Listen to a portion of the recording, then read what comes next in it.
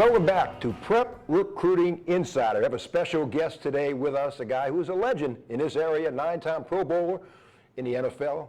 Also won a national championship at the University of Miami, and he's done a great job. And you got to think there's a spot for him in Canton when he decides to hang it up. Ed Reed, former Destrehan quarterback, and was an All-State as a safety as well. Yeah. Thanks for being with us, Ed. No problem. Thanks for having me. Let me go back a little bit with you. We talked about this. When you were coming out of Destrehan, what was the recruiting process with you? Why Miami? And where else did you look at? The recruiting process was interesting coming out of high school because you get so many letters, and you get your mind going like, oh, I can go here, I can go here. But those are just letters. Those letters don't mean anything. The biggest thing was concentrating on getting the requirements to make it to college for me. And Miami came in there because they were under sanctions at the time and looking to change the program, and they were looking for guys that stood out.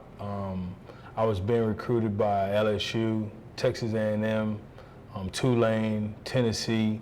There's a bunch of schools out there, and the biggest thing for me was where would I fit, and where was society at the time. For me, it was about getting away. I felt like if I got away from home, my chances were better than being around in my neighborhood or being close to my neighborhood. Going to LSU and being 45 minutes away, I seen that. I saw that a lot, should I say, in Miami, with guys that went to Miami and they were from Miami. Guys tend to go home a lot versus staying at school. And even my freshman year when I redshirted, I was in Miami, but I wanted to come home. But it was harder because of financial situation. I couldn't just say jump on a plane and come home. So God just put me in that place where I needed to be, to be the best that I can be. I felt like if I'd have stayed home and went to LSU, I probably wouldn't have focused as much. I wouldn't have did the things that I done when I was in Miami. LSU is a great school, great opportunity. I played in the All-Star game up there. I had a great All-Star game up in Death Valley, and the recruiting process picked up even more after that All-Star game. I'll never forget it because me and Jarvis Green balled. We had a great, it was a great tandem that we had. He rushing the quarterback and they just throwing it up, and I'm just hammering guys. And Rondell Milley was at LSU at the time. And the thing about it, I went on a recruiting trip, and I never really told this story. I went on a recruiting trip, and we went to some bar. They just taking recruits out. You know how we do recruit. Sure. They take recruits out, and the team kind of just, not the team, but the people didn't take to the guys, the football team coming out that day for some reason. And, it was a big argument. And I was like, this is not the picture that I saw in college. Ed, why at Miami? You guys win a national championship, beating Nebraska. And you had a local favorite with you, Reggie Wayne. That was kind of unique. Kind of have a little bit of home with you there as your roommate. Yeah, we both went on a bunch of recruiting trips together. We was at LSU together. We went to Miami together, and to have somebody from your hometown, from your home city, it really helped. Reggie's a brother to me, and when we were in school, we learned to manage things together. We learned to put our money together to get groceries. So it was the small things that that kept you afloat. When I redshirted, he was playing, and he kept me focused. Like, dude, you can do this. I know you can do it.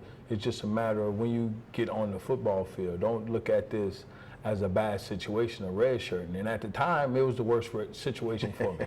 Because as an athlete, you want to play. You want to play. You want to go to school and play immediately. But God has something in store for me, and I didn't see it.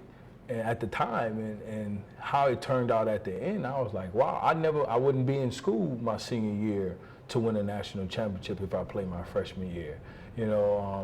I wouldn't have had many opportunities. I would have never went to Baltimore, and went there as a professional if I'm coming out a year early. So there's so many things that had to fall in place for me to be right here. To win the Super Bowl in New Orleans in 2012 with the Baltimore Ravens. Those things just don't fall in place if I don't redshirt. So Reggie, man, his mom gave us the recipe to the crawfish fettuccine. So we cooking all the time. It was such a blessing to have my brother right there, from New Orleans to keep you grounded, because being in Miami or being anywhere, being away from home, you tend to stray away a little bit. To have somebody who from home there keep you afloat, that was a blessing. A lot of athletes do things that you do, but I'm going to tell you, Ed, you do camps this past summer. You had a camp. You do it every summer. Yeah. You've been involved in a dedication for a playground. Why you do these things, Ed? I mean, why not? For one, our kids are our future. Truly our kids are our future. And I mean, the playground in New Orleans, in St. Rose is much needed. There's been so many, since I've been in the NFL, since I left home, there's been too many murders in St. Rose alone. And St. Rose is only 6 streets. Now it's a couple more streets with the neighborhoods added to it, but there's a big fence that's blocking you from getting to those pretty homes over there. And those kids need it. I always tell this to my kids in camp. I tell it to kids that I talk to. I tell it to parents that sports, going to school, that's a kid's job. That's his kid's job. A parent has a job to provide, put food on the back, put food on the table, clothes on the back, shelter over your head. A kid's job at that time, not to earn money, but to get those good grades, to work out, to get in, to understand that working out is a way of life. We have so much obesity and stuff with kids and stuff like that because they're sitting around playing video games. We need to have parks in every neighborhood. Every neighborhood should have an outlet away from the streets for kids to go to. But if they don't have an outlet, the only thing they're going to do is turn to the streets. And it's either murder or jail. Those are the only things that's going to be for kids that don't have anything else to do. You left Miami and your record, still stands, 21 interceptions for a career. Yeah. Numerous interceptions in the pros, 106-yard, 108-yard touchdown returns with the Ravens. Super Bowl win, national championship win. Is there a fondest memory, Ed, that you can't put your hands around? It's not a stat. Is there something that really sticks out that you're most proud of? These 14 years at this football camp. I was amazed when Jordan tweeted it yesterday. And I was like, wow, I told my director, I'm like, man, it's 14 years we've been doing this. And it's the same thing in Baltimore. We do it here, we do it in Baltimore. And that's the thing that sticks out more. It touches me because I had a mentor, Ben Parquet, who's at these camps every year and still popping me in my chest, and holding me accountable for things that, not that I should do, but things that we should do. We should do these things. We should be in the neighborhood helping our kids. I didn't have somebody from a professional team coming in doing camps around here. I don't remember it. I don't remember those opportunities to go and be with football players or just be around and get actual coaching on techniques. And more importantly, we're missing that. We're missing coaches giving kids techniques, and football is so physical.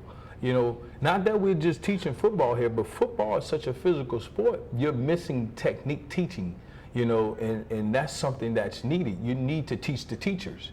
It's something that's going on across America. It's going on across the country. Who's teaching the teachers? Who's policing the police? Somebody needs to teach those guys how to do their job and how to do it a certain way.